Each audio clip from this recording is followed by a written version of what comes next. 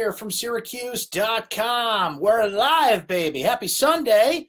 And it is a happy Sunday. Wasn't looking like that for a little bit after Wake Forest started raining threes at the Carrier Dome in the second half. Cardiac Q's comes alive, though, and the Orange come away with a 78-70 win over Wake Forest. So Syracuse has won 5 of its last 7 games. They got a much-needed win today. It wasn't a must-win per se, but it was a game you really couldn't afford to lose, considering Wake Forest is in that quadrant 3 and would not represent a quality loss for Syracuse. You really had to take care of business today. The Orange had a 14-point lead in this one. Got very interesting in the second half, got very interesting down the stretch, but nonetheless, the Orange come away with the much-needed win today behind 34 points from Tyus Battle, who, remember, had just 13 points in the first matchup between these two teams. So we are here on the syracuse.com Syracuse basketball Facebook page, thanks to our friends at Bill Wrap Superstore, bringing it to you. So do me a solid, hit that share button down there, hit that like button, let people know that we're hanging out and chatting with you here. If you happen to be catching this on our YouTube replay, share that as well. Let people know that we were here, and we're going to be doing this as we have been throughout ACC play, hopping on live here on Facebook right after Syracuse games. So get in that comment section, and you guys talk about this one. But, boy, what a game at the Carrier Dome. As Syracuse, as mentioned, at one point had a 14-point lead.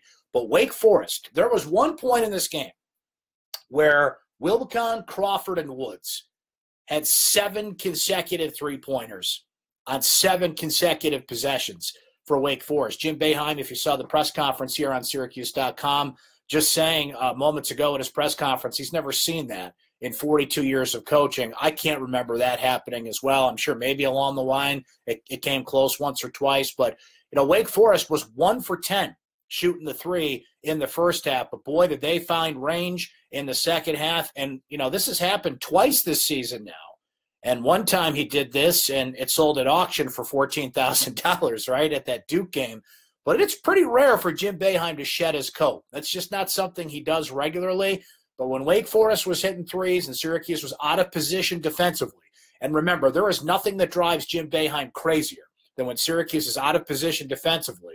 Well, we saw the result of that. But Syracuse just kept making shots. Now, the interesting thing is, hashtag free throws matter, right? Syracuse got to the free throw line 39 times in this game. So Wake Forest did him a solid there. But Syracuse made just 26 of those. That's 66%. Frank Howard, boy, was he all over the map today. Frank Howard was 3 of 12 shooting. He had 12 points. He had 9 assists, but he was 4 of 10 at the free throw line. So Frank, who's usually a pretty reliable free throw shooter, missing. Tyus Battle was 11 of 13 from the free throw line. O'Shea Brissett with some key free throws down the stretch. So the Syracuse won this game by just kind of adding up points, although, Wake Forest really took advantage when Syracuse missed at the free throw line. They just got enough points, had a big enough lead, held off the surge from Wake Forest. And Syracuse did it again.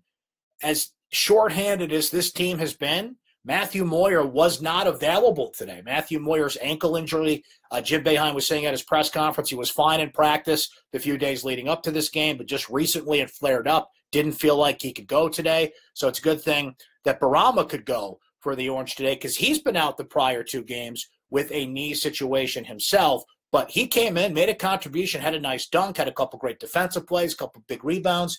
Just 4 points on the day for Barama, and I believe he only played about, 17 minutes in this game, but there were 17 needed minutes because Syracuse did not have Matthew Moyer available today. Braden Bayer, the walk-on special, comes on, got about 5 minutes there in the first half as well. So Syracuse getting minutes where they can. It's just ironic. When Barama's out, Matthew is available. When Matthew's out, Barama seems to be out, and that goes back and forth. And Syracuse is already really pushing the limit depth-wise as it is. But, hey, it all worked out because Syracuse got the win that they needed to get today, 78-70. That's the trick when you play a team like Wake Forest. If you lose the game, it's really bad. That would have been a quadrant 3 loss for the Orange at this point. That's a 2-win team in the ACC. We all know that one of those wins came against Syracuse in the first matchup earlier this year.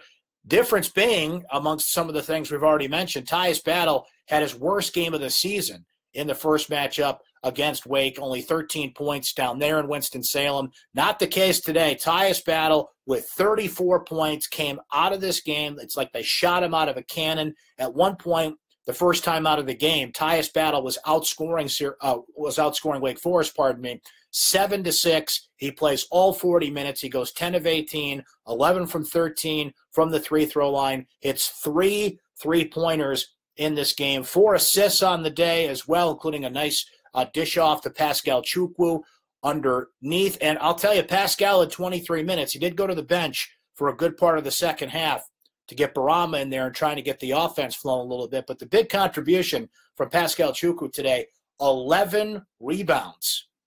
And Syracuse needed all of them. And he is getting progressively better.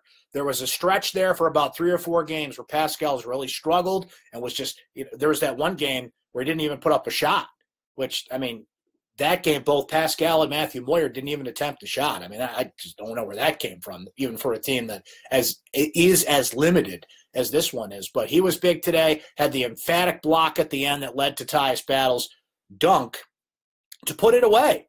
But it was tense. It was a tense game, and it didn't seem that way. First half, Wake Forest didn't have a lot going for it on offense other than Moore. They were getting it to Darrell Moore underneath. Syracuse just could not handle him. And he had a few big buckets in the second half as well.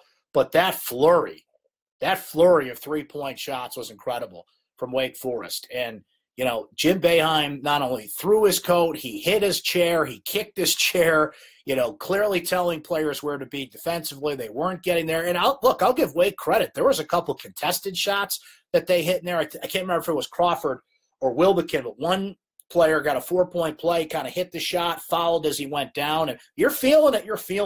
And Wake Forest was awful in the first half. Now, this is one thing that I really can't comprehend here, and this happens so much to Syracuse. It's had to have happened 5 or 6 times this year, including this game, where the opposing team gets the ball, with about 10 seconds to go or so. They get the last play of the first half, let's just put it that way, and they always shoot a 3, and they always score, or they get that last-minute bucket underneath the hoop. It's a problem. I mean, you got a whole half to make up for it, and Syracuse did, for the first part of that second half, did kind of keep pace with Wake Forest, but that's a momentum builder. That gives you confidence into the half. Now Wake Forest all of a sudden hits a 3. They were 0 for 9 before that. It's just that little boost. It just gives you that much of a surge of confidence that you need going into the break. It's just one of those weird things that always happens to Syracuse, and it happened again in this game. I'm not saying it was a big factor in terms of why Wake Forest was better in the second half. It's just noticeable. It's something that we talk about. If some of you are here that join me in the live chat, and we chat live here on syracuse.com during every SU Hoops game as well, so you guys should come by for that as well. Like, there's 14 comments in a row during our live chats, and that always happens, and it does. So just noteworthy, just something to put out there. And in the grand scheme of things, Syracuse finds a way to make up for it. It's just weird that always happens. But that might have given Wake Forest a little bit of a surge of confidence going into the half, because they were awful from the 3-point line before that. They come out in the second half and, seemingly couldn't miss. They were 1 for 10 in the first half. At one point, 8 for 10. 8 for 10 from the 3-point range. Wake Forest, just to give you the numbers on this, let's go over some numbers here. Syracuse shot 45%. That's 23 of 51. Wake right behind them, 24 of 54. That's 44%. Syracuse was 6 of 12 from the 3-point range. Wake Forest, we mentioned, 1 of 10 in the first half, much better in the second half. Finished 10 of 23 from 3-point range. Syracuse is a team, the most important stat with Syracuse, always look at rebounds. If they out-rebounded a team, they won. If they got out-rebounded, they lost. It's pretty much that simple. 1 rebound today. Syracuse out-rebounds Wake 34-33. I brought up free throws and how important they were. 26 of 39. That's 66%. You get to the line that much. You cannot miss that many, but it was just enough that added up because, as you know, hashtag free throws matter. Wake only got to the free throw line 14 times, but they made 12 of them. That's 85%. Points off turnovers has been big for Syracuse as of late. Now, it evened out in this game, though. Syracuse got 14 turnovers from Wake, but only scored 13 points off those. Syracuse, to their credit, only turned the ball over 8 times, but Wake took advantage of every one of them. So points off turnovers actually ended up being even in this game at 13. That was kind of a weird stat that swung in favor of Wake Forest. Points in the paint was big because as dominant as Moore was inside, Syracuse got Tyus Battle in the lane. They got Pascal Chukwu in the lane. Even Barama had a couple of great plays in the paint. So they outscore Wake Forest 30-18 points in the paint in this one. So, look, this is what Syracuse is going to be. This is who they are. They play close games. You know, this was a 7.5-point spread for entertainment purposes only from our friends in Vegas. And, you know, Vegas wins again, right? They always nail these point spreads. Vegas knows, as the expression goes here. So we didn't really mention O'Shea Brissett. O'Shea was, you know, what you need O'Shea to be is basically a wingman at this point. He's kind of the goose to Tyus Battle's Maverick because Frank Howard's just all over the map. And O'Shea, I think, you know, while he shot 3 of 11 today, let's look at his numbers just to give you a perspective. He played all 40 minutes. He shot 3 of 11, hit a three-pointer. O'Shea was big at the free throw line, though. 8 of 10 from the free throw line for O'Shea, and he had 10 rebounds in this game. 15 points, 10 rebounds overall. He's had a double-double, I think, all but 4 games this year for Syracuse off the top of my head. I also had 3 steals in this game. So if O'Shea's not really kind of hitting his shots, the key is he's got to get to the free throw line. He did that today. He rebounded today. He was big, had a couple of great surges in the first half for this team.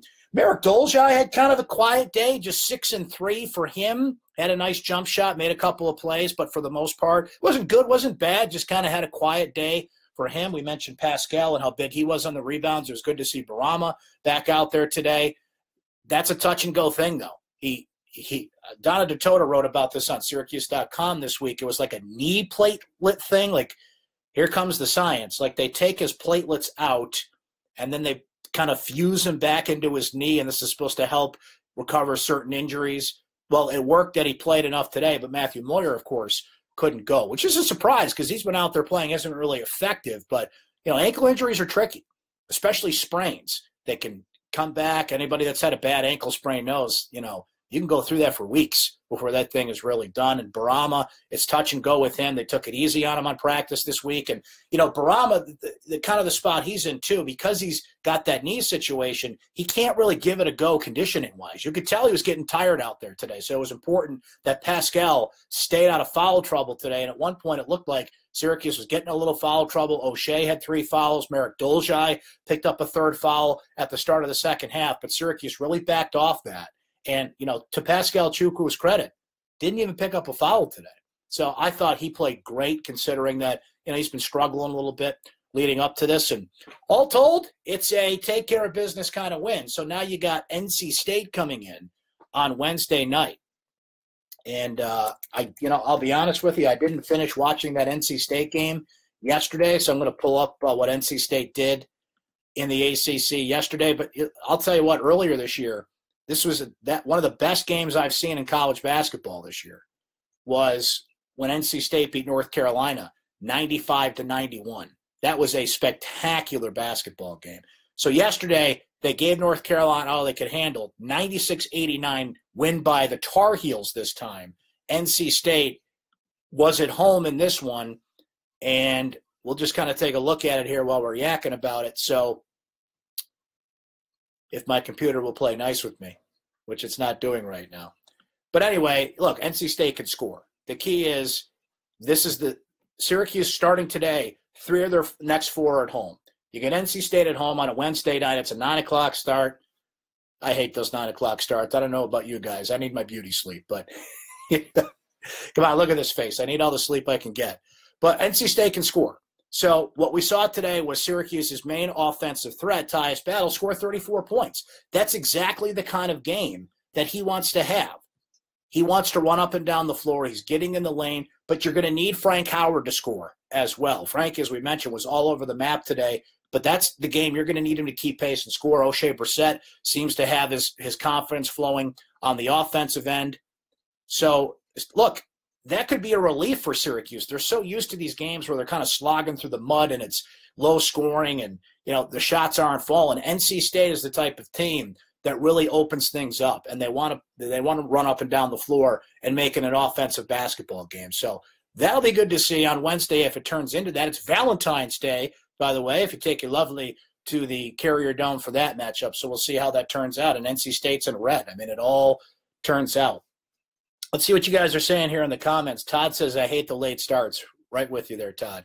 Those TV guys think we want to stay up till 11:30 on a work night. Now, I am working doing this, but, for you guys that got to get up in the morning and go to work, come on, man. Give me an 8 o'clock start. That's fine.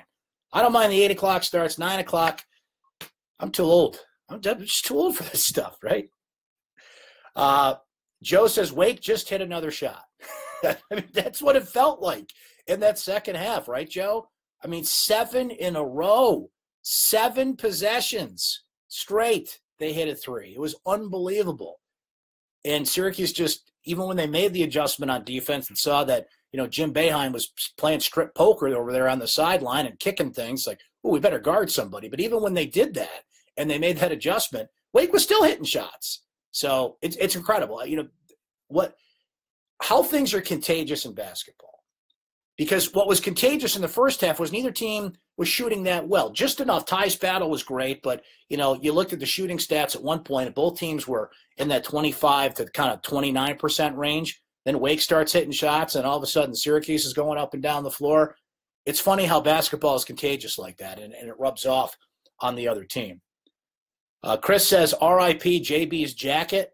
Well, that's like twice this year, right? Are they going to sell that at auction? I don't know if that'll get quite as much as the Duke jacket toss. And he technically never tossed that jacket. He just kind of took it off and put it back on. This was a full toss. He almost hit Brad Pike in the noggin with that jacket tossing that thing as well. There was a funny replay where Brad Pike kind of pulled one of these and almost got smacked with JB's coat. So, look, that was the message he had to send because the defense just had a complete breakdown, which, by the way, has not been the case this year. The most consistent thing Syracuse has done, much to Boeheim's pleasure, of course, is they've been great defensively. I was listening to the TK99 radio broadcast at halftime, and that's what Boeheim said. We're playing great defense. We just have to keep going.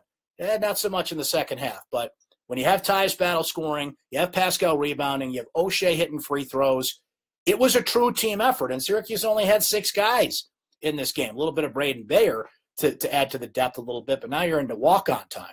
So you play again Wednesday. We mentioned this is 3 of 4 at home starting today. We'll see what Matthew Moyer's ankle situation is at that point, if Barama can go. But, boy, they are really pushing that line. And, it's interesting because, St. John's beat Duke last week. They only played 6 guys. And, there's teams that could get by with 6 or 7 players, but you don't want to do that. You only want to do that if you have to. You want the option to have 8 or 9 players to go in there. Syracuse just doesn't. But look, it's really a testament to how this team has fought all year and how they're just in survival mode. This team has been short on numbers all year. Torian Thompson leaves. Geno Thorpe leaves. Howard Washington gets injured. Moyer's injury. Pascal was a little banged up at one point. Barama's injury. I mean, everybody's had kind of bumps and bruises and that wear and tear of the season. Tyus Battle, Frank Howard, O'Shea Brissett are basically all playing 40 minutes a game. So they're used to this. This is going to separate the men from the boys. And have you seen the ACC standings? I'll pull them up while we're yakking about them here. They talked about it on the ACC broadcast, by the way. By the way, great line during the ACC broadcast for you Seinfeld fans. I'm sure you caught that. A significant shrinkage of the lead. I was in the pool. So let's look at the ACC standings. Virginia, who lost for the first time this weekend in ACC play, clear ahead at 12-1. Clemson's 9-3. Syracuse is going to close out the year against Clemson on March 3rd, I believe that game is. Duke is 7-4, and Duke has hit the skids lately. North Carolina got a big win over NC State yesterday. They're 8-5. Now watch this logjam. Carolina 8-5, Louisville 8-5, Miami is 7-5. They're left on Syracuse's schedule. Virginia Tech, who beat Virginia yesterday, they're 7-5. Syracuse 6-6. NC State, who they face Wednesday, 6-6. Florida State 6-7. BC 5-7, who the Orange face again. Florida State as well. Notre Dame 5-7. Syracuse doesn't see them again, and Notre Dame beat them at the Dome earlier this year, and that's the cutoff right there. Because Georgia Tech, Wake Forest, and Pittsburgh, obviously, they're kind of out of it, all with losing records. That is a big-time logjam. Not that ACC play wasn't important already, but it's taking care of business in games like this. Now, Wednesday is one of these games where you're even with NC State in the standings. It's not a must-win. It's not a bad loss. It's just you just kind of have to keep pace. And I like the fact that NC State can score, and Syracuse feels like maybe they can come out on Wednesday and run a little bit and try and make it, an actual offensive basketball game.